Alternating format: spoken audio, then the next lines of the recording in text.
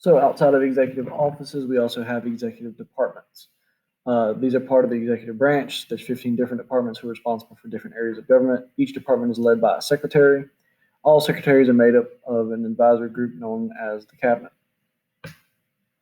So we have the State Department, started in 1789. It plans the nation's foreign policy, goals of the U.S. towards foreign nations, sets up embassies in foreign nations. Embassies are our government's representatives in foreign nations. Sets up consulates. These are government offices that are set up to help Americans in foreign countries. Issues visas to foreigners. It's basically a foreigner's permission to visit the U.S. That's what visa is. Issues passports to citizens, and that's identification for U.S. citizens to foreign nations. So if you've ever traveled abroad, you know what a passport is. You had to get one.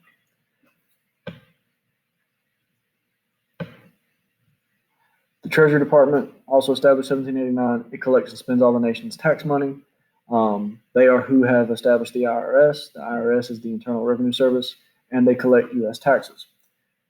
It is also over the Bureau of Mint, which is the printing and engraving of coins and money. Also the Bureau of Public Debt, which borrows the money used by the government to operate deficits.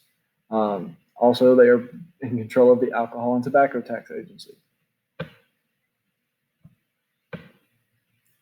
The Defense Department, so it was formerly before 1947, it was known as the Department of War.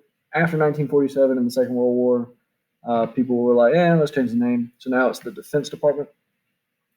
There are three branches within the Defense Department, and that is the Army, the Navy, and the Air Force. The Marines are technically a subset of the Navy. Each branch is led by a civilian.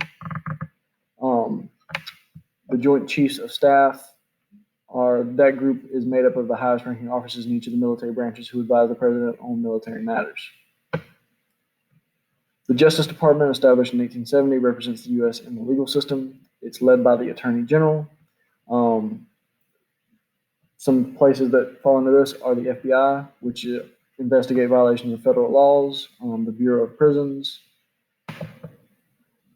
also the ATF, which is the Bureau of Alcohol, Tobacco, and Firearms, and the DEA, or the Drug Enforcement Agency.